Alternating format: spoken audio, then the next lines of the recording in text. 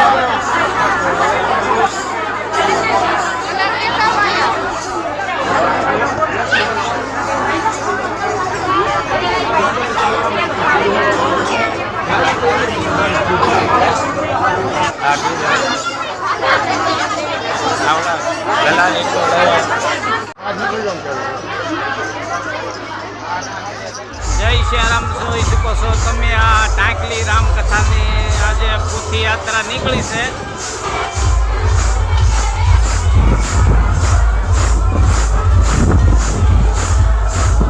તો તમે વિડીયો બન્યા રહેજો. આપણે આ પોથી યાત્રામાં જવાનું છે હો ભાઈ. હા,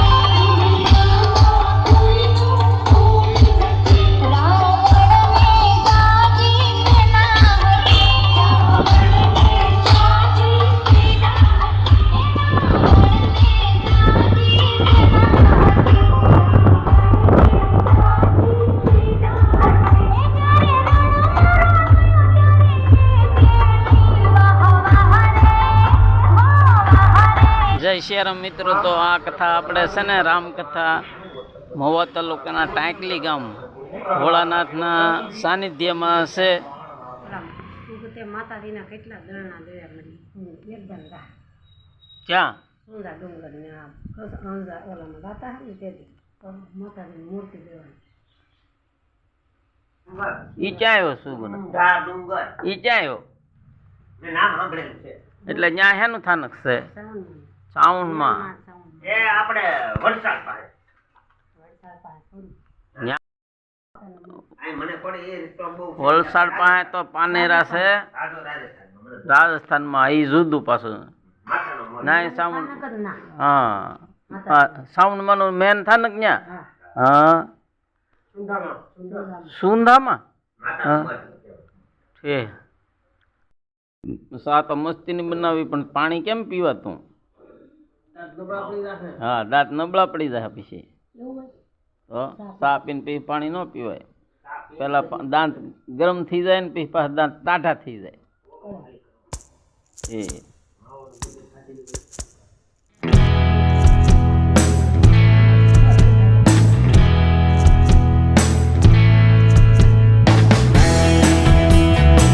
એ તો બનાવને બદલે 2-3 ટક દાબી મેં તો બળી બનાવવા પાછી રીત હોય. અમુક બળી બનાવે તો પાછી નો હારે જામે બળી કાચી રાખે હા હાલો હંદાય ચા પીવા જો મસ્તીનો ચા બનાવ્યો છે બટુકભાઈએ તો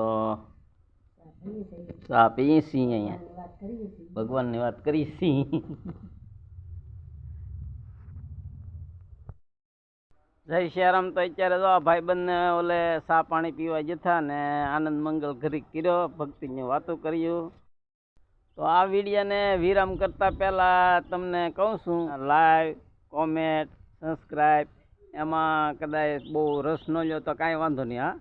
હા પણ વિડીયોને શેર કરજો ભાઈબંધ દોસ્તારો અને સગા સંબંધીને હંધાય ધાર્મિક સાંસ્કૃતિક અને સામાજિક આવા વિડીયા જોતા રહેજો ને હવે ફરી બીજા વ્લોગમાં મળશું. આ વ્લોગ અત્યારે પૂરો કરું છું. જય શ્રી રામ. આવજો.